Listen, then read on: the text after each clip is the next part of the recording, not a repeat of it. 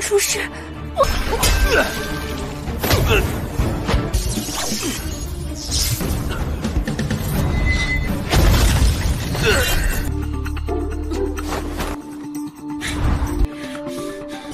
巅峰剑士。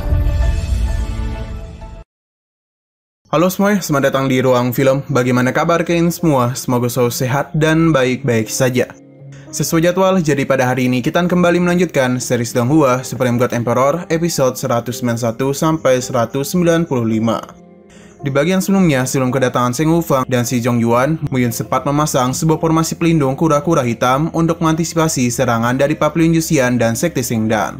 Hingga padanya, kedatangan Seng Wufang dan Seng Juang pun tiba. Mereka benar-benar berencana akan menghancurkan kota Dongyun. Untung saja tak ada satupun dari mereka yang mampu menghancurkan formasi tersebut. Setelah kejadian itu, Mu Yun pun mendapat ancaman dari Sekte Xingdan yang mengancam akan mengambil jiwa ilahi Xing Mang Yu. Merasa khawatir dengan Xing Mang Yu, Mu Yun memutuskan untuk pergi ke Sekte Xingdan. Di sana ia sempat disambut oleh Xing Xianrui dan Bai Zhanfeng. Akibatnya terjadilah pertarungan yang sangat sengit antara Mu Yun dan Bai Zhanfeng. Hingga akhirnya Mu Yun pun berhasil mengalahkannya. Scene berlanjut, setelah Bai Zhanfeng dikalahkan oleh Mu Yun, Xing Xianrui dengan sangat berani maju untuk menghadapi Mu Yun. Walaupun sudah kehabisan banyak energi, Mu Yun malah menantang Xing Xianrui untuk maju menyerangnya.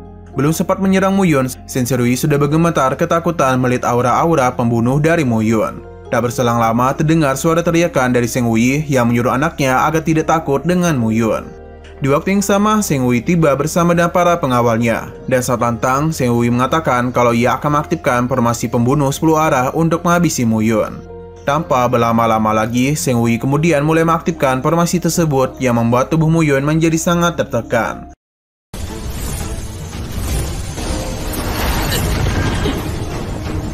Bahkan efek dari getaran formasi itu juga dirasakan oleh Xing Mang Yu yang tak jauh dari lokasi Mu Yun. Sehingga Xing Mang Yu merasa penasaran dengan asal dari gempa itu. Liu Ji pun memberitahu kalau hal demikian tidak ada hubungannya dengan Xing Mang Yu. Karena Xing Mang Yu harus tetap fokus untuk mencapai penempaan altar jiwa tingkat satunya. Dan begitu, roh atau jiwa Phoenix S milik Xing Mang Yu akan menghasilkan aura Phoenix S yang begitu kuat. Xing Mang Yu menyampaikan bahwa sebenarnya dia telah bersiap selama setengah tahun untuk menempa altar jiwanya. Xing Mang Yu bertekad untuk menempa altar jiwanya dengan alasan karena janji Liu Ji yang akan mengizinkannya untuk bertemu dengan Mu Yun. Selama Xing Mang Yu bisa mencapai altar jiwa tingkat 1 dan melangkah ke ranah Nirvana. Kembali kepada Mu Yun, di sana Seng Wei menjelaskan kalau formasi pembunuh 10 arah ada formasi milik Sekte Xingdan yang dikumpulkan dari kekuatan selama 100 tahun. Pada saat itu Mu Yun menyadari kalau Seng Wei sebenarnya mencoba menipu Mu Yun dan mengancam akan mengambil jiwa ilahi dari Xing Mang Yu, supaya dia itu bisa menggunakan formasi pembunuh 10 arah demi menghabisi dirinya dan merebut 2 api surgawi milik Mu Yun untuk menyelesaikan altar jiwanya. Demi memberikan perlawanan, Mu Yun pun langsung menggunakan serangan gabungan 2 api surgawinya dengan menciptakan seekor naga.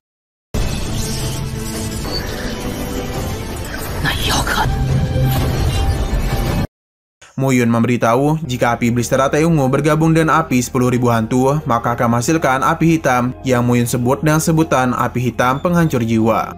Api hitam penghancur jiwa itu mampu membakar segalanya, bahkan seluruh Sekte Xingdan juga bisa dibakar olehnya. Seng Wei mencoba mengingatkan Mu Yun karena tindakan itu bisa menyebabkan kematiannya sendiri. Mu Yun pun mengatakan semenjak ia menginjakkan kaki ke Sekte Xingdan, ia memang sudah siap untuk meninggoy. Ia juga memberitahu begitu dirinya meninggoy, seluruh kerabat, teman, dan saudaranya akan datang untuk membalaskan dendam kepada Sekte Xingdan.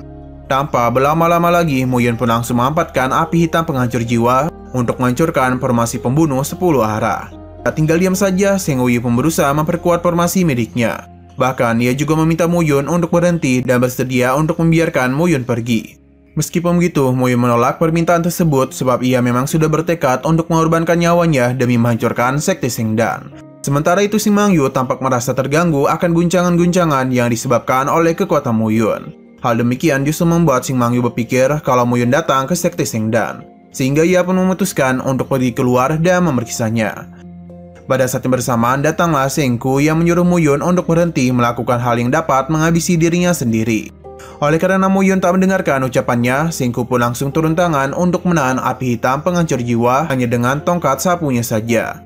Akibatnya, meskipun api hitam penghancur jiwa berhasil menghancurkan formasi pembunuh 10 arah, tapi api hitam penghancur jiwa tak berhasil menghancurkan Sekte Xingdan dan bahkan sampai membuat Mu Yun tak berdaya. Setelah itu Sengku mencoba mengingatkan tindakan yang dilakukan oleh Seng Hui yang dapat membuat bencana bagi Sekte Sengdan. Melihat kemampuan Sengku yang luar biasa, Muyu merasa takjub dan Sekte Sengdan yang ternyata memiliki seorang master kuat tersembunyi. Walaupun sudah sekarat, Muyun masih dapat berbicara dan mengatakan kalau kejadian hari itu akan merubah pembicaraan tentang kekuatan terbesar di Zhongzhou.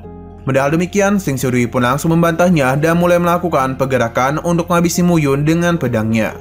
Di waktu yang sama, tiba-tiba saja Shin Mangyu datang untuk menahan upaya dari Seng Sirui.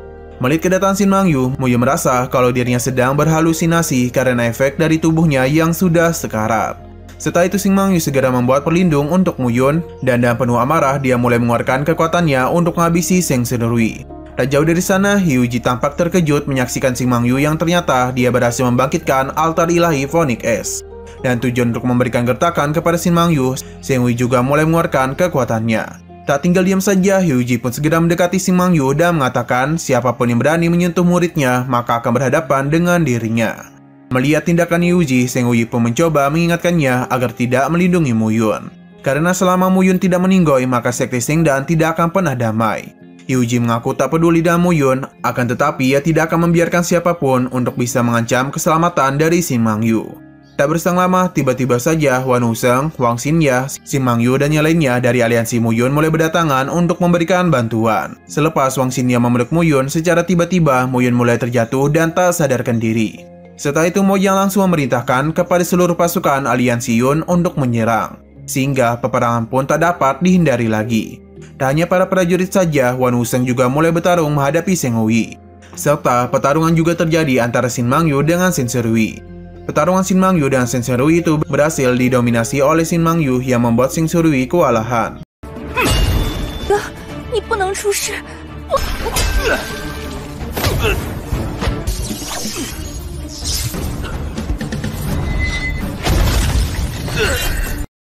Merasa tak mampu berhadapan dengan Shin Mangyu, Shen Sirui pun memutuskan untuk pergi dari sana. Akan tetapi Shin Mangyu tak akan membiarkannya kabur begitu saja. Dengan jiwa Phoenix S-nya, Shin Mangyu berhasil membuat tubuh Shen Sirui membeku secara brutal.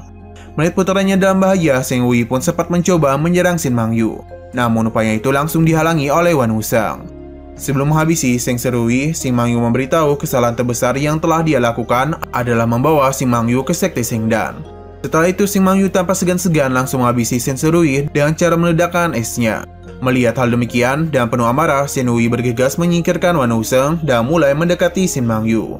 Pada saat nyaris menyentuh Shin Mangyu, tiba-tiba saja Shen Hui dihentikan oleh seorang pria bernama Yu Xingmu. Yu Xingmu kemudian menggunakan kekuatannya untuk menekan pergelangan tangan dari Shen Hui, hingga mengakibatkan seluruh di area sekitar bergetar. Kehadiran Yu Xingmu itu membuat Shen Hui bertanya-tanya siapakah dia yang sebenarnya. Yu Xingmu memberitahu kalau Shen Hui tidak perlu mengetahui siapa dirinya, karena kedatangan itu bertujuan untuk menghentikan masalah yang ada di sana. Pada saat Shen Hui menyerang Yu Xingmu secara tiba-tiba, 4 bawahan dari Yu Xingmu pun datang, yaitu Putian, Da Wangyu, Gong Bumi, dan Xuan Buyi. Shen Hui mengaku tak ingin berhenti menghadapi aliansi Yun sebab Shin Mangyu baru saja menghabisi anaknya. Lantas Yu Xingmu mencoba mengingatkannya, karena jika Shen Hui tak ingin berhenti, maka Sekte Sengdan dipastikan akan lenyap dari dataran Zhongzhou. Pada saat itu, Shen Hui mulai menyadari kalau Yu Xingmu bukanlah orang biasa, dan alasan Putian, Lao Yongyu, Gong Bumi, dan Xuan Buyi saja tunduk terhadapnya. Kemudian Yu Xingmu menjelaskan kalau yang terpenting sekarang adalah masalah jurang iblis, karena sebentar lagi akan ada bencana yang melanda seluruh benua Zhongzhou. Oleh karena itulah, alih-alih terus berperang menghadapi aliansi Yun, Yu Xingmu menyarankan agar menyusun rencana sesegera mungkin untuk menghadapi bencana tersebut. Jika tidak, saat Sekte Sengdan akan menghadapi bencana itu, maka dipastikan Sekte Sengdan akan lenyap. Selain itu, Mansion Dengtian, Menara Wangyu, Pavilion Lanyun, dan Istana Mansion sekarang sudah bersatu menjadi satu dan disebut dengan Gerbang Yuxian. Gerbang Yuxian itu bermarkas di kota Sengqing yang merupakan wilayah di bawah pusat kendali Sekte Sengdan. Setelah itu, Yu Xingmu memerintahkan Mojang dan orang-orang dari aliansi Yun untuk mundur dan segera menyembuhkan Muyun. Tanpa pikir panjang lagi, Mojang dan yang lainnya bergegas membawa Muyun kembali ke kota Dongyun. Sesudah semua orang pergi, Seng Hui tampak merasa kesal dan memandang mayat-mayat dari para prajurit Sekte Sengdannya.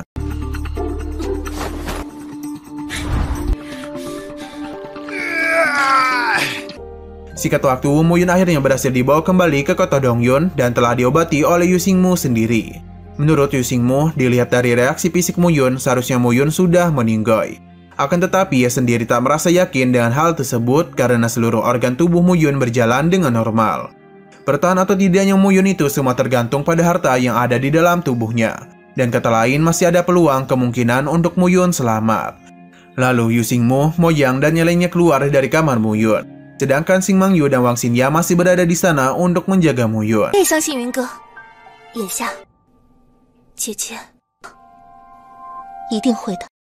Sementara itu di dalam gulungan Yuxian, Mu Yun terlihat sedang berusaha memanggil-manggil sosok dari gulungan Yuxian. Hingga padarnya gulungan Yuxian pun mulai menunjukkan sosoknya yang sangat besar.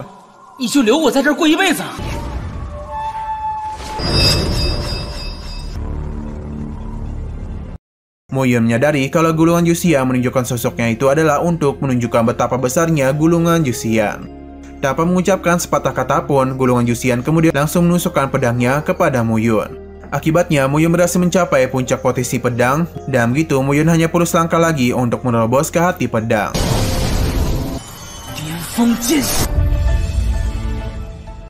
Jika Mu Yun dapat menemukan hati pedangnya sendiri, maka ia bisa menghancurkan segala hal dengan kekuatan langit dan bumi. Setelah itu Mu Yun mulai memeriksa kekuatan-kekuatannya yang lain, yang ternyata ia berhasil mencapai ranah nirvana. Tak hanya mencapai ranah nirvana, ia juga berhasil mendapatkan sebuah jiwa virtualnya sendiri. Menurut Mu Yun, jiwa virtual dapat berbentuk setelah kekuatan jiwa benar-benar terkondensasi. Jika jiwa virtual tumbuh menjadi jiwa tingkat yang lebih tinggi, maka Mu Yun dapat membentuk tubuh abadi. Bahkan Mu Yun juga dapat menjadi peri. Kemudian Mu Yun pun akhirnya terbangun dan tersadar. Lantas ia pun langsung membangunkan Xing Mangyu dan Wang Xinya yang turun di samping kasurnya. Mu Yun memberitahu mereka berdua bahwa langkah gila yang membuatnya sekarat saat bertarung di sekte Sheng Dan sebelumnya membuat dirinya berhasil meningkatkan beberapa kekuatannya. Ia tidak merasa yakin bisa mencapai tingkatan-tingkatan baru dalam waktu yang singkat. Padahal demikian, Xing Mangyu dan Wang Xinya mencoba mengingatkan Mu Yun agar tidak melakukan hal yang dapat mengancam nyawanya lagi. Mana Yu Xingmu dan bergabungnya 4 kekuatan besar di jurang iblis yang menjadi gerbang Yuxian. Selain itu, Ayang Wanxia juga tidak memiliki informasi tentang Yu Xingmu sebagai orang yang berhasil menggabungkan 4 kekuatan besar tersebut. Menurut Mu Yun, Yu Xingmu setidaknya ada seorang praktisi di ranah nirvana tingkat 7. Pasalnya, hanya seorang diri, Yu Xingmu mampu membuat Sheng Wuyi mundur, sekaligus membuat 4 pemimpin kekuatan besar di ranah nirvana menjadi bawahannya. Mu Yun kemudian meminta Xing Mangyu dan Wang Xinya agar tidak menyebarkan berita mengenai pulihnya Mu Yun dalam beberapa hari ke depan.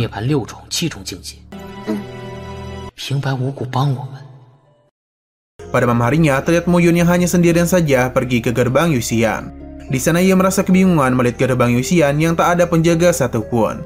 Tanpa bersang lama, datanglah Fu Tian sendirian yang langsung menyambut kedatangan dari Mu Yun. Lalu Fu Tian mulai mengajak Mu Yun untuk bertemu dengan Yu Xingmu. Karena dia itu telah menunggu kedatangan Mu Yun sejak tadi.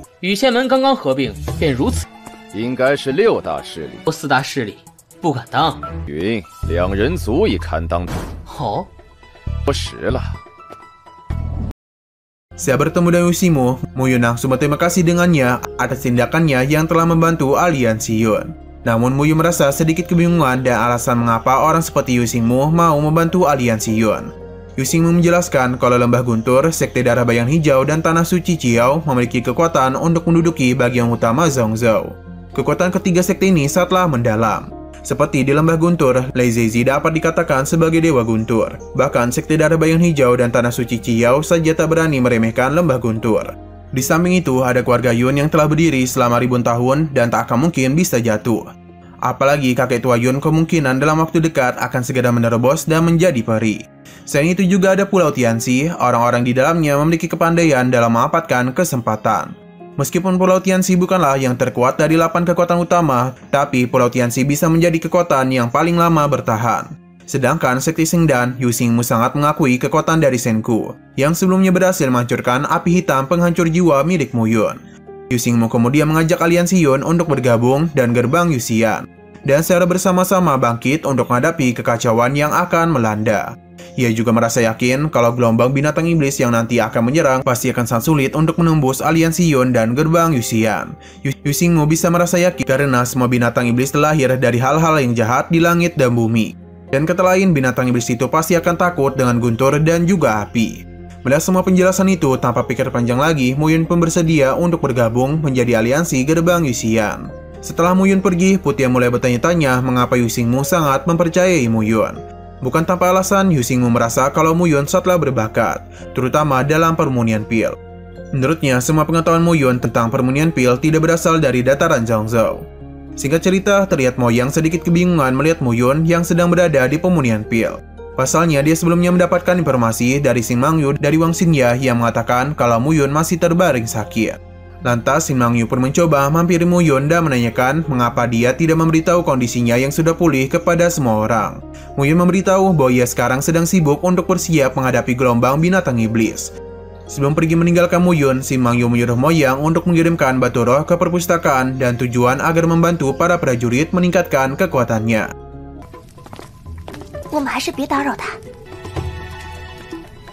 Setelah itu, Mu Yun memanggil Gu Yufan dan Xing Ming untuk membantunya menggabungkan kekuatan petir dan guntur, dan juga menyulingkan artefak spiritual khusus untuk melawan binatang iblis.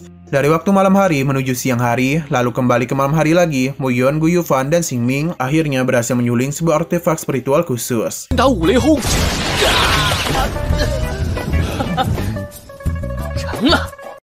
Nah, sayang sekali episode pada hari ini harus bersambung dulu. Oke, sekian dulu pada video kali ini. Untuk video selanjutnya akan segera hadir. Jadi bagi kalian yang mengikuti series ini, langsung saja klik subscribe dan aktifkan loncengnya. Terima kasih yang sudah menonton video sampai habis. Jika kalian suka pada video ini, klik like dan share ke teman-teman kalian tentang channel ini. Dan ditunggu aja kelanjutannya.